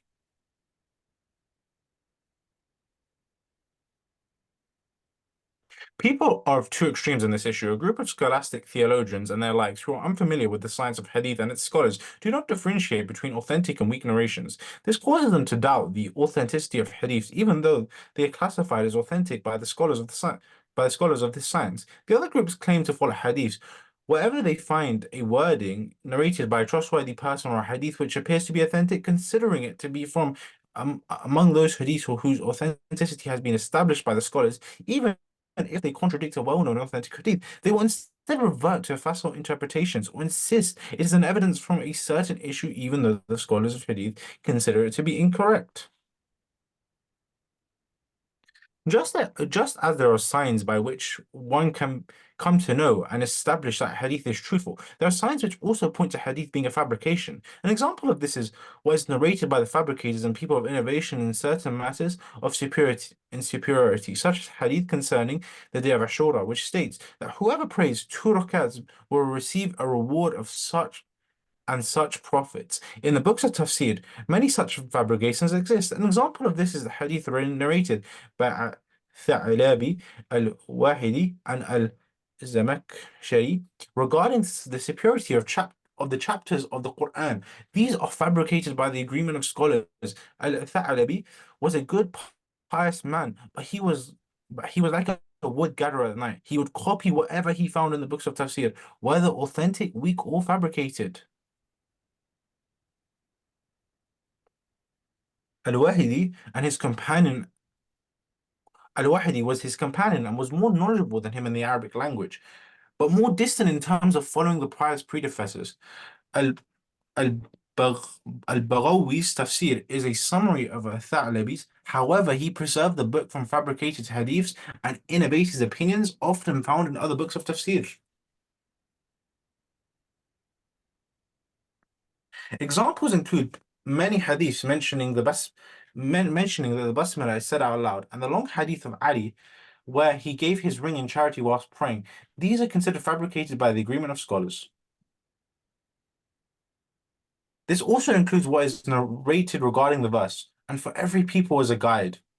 So some state that it refers to Ali, and that a conscious ear would be conscious of it. It has also been said that it also refers to Ali.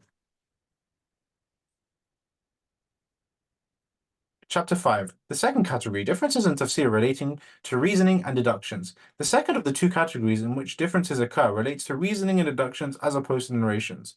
Most mistakes which occur in tafsir are a result of 2 things, which appeared after the generations of the companions, their students Tabi'un, and those who follow them in righteousness. For the reason you will not find... Adil, Jazakallah khair, Barakallah feek. Inshallah, we'll stop here. Ahsant, Akhi, Barakallah feekum. We'll stop here because time for Maghrib over here in Mecca has entered. And على أي حال بإذن الله تعالى, although we haven't completed the reading of the book, alhamdulillah, that's not an issue. I still grant everyone the asanid which I've obtained from my mashayikh from them, as I mentioned at the beginning of the class, Sheikh Saleh Usaymi Hafidhullah Ta'ala, as well as Sheikh Abdul Muhsin Al-Qasim Hafidhullah Ta'ala, as well as other Mashaykh Ahmed Toom and other scholars, which I will send the asani to everyone once they have, after a month from now, inshallah, after the class, I'll send a form which everyone can fill out their information. And then after a month or so, it's like the Haddul A'la, you'll receive the ijazat bi'idhnillahi ta'ala. Waffaqakum Allah. May Allah subhanahu wa ta'ala grant you all success and accept your endeavors. Allahumma ameen. Alhamdulillah, the PDF is mawjood. If anybody has any other questions related to what we read or that which we explained, and you can send your questions to us on Telegram. وفقكم الله هذا وصلى الله وسلم على نبينا محمد وعلى آله وصحبه أجمعين سبحانك اللهم وبحمدك أشهد أن لا إله إلا أنت أستغفرك وأتوب إليك والله تعالى أعلم والسلام عليكم ورحمة الله وبركاته.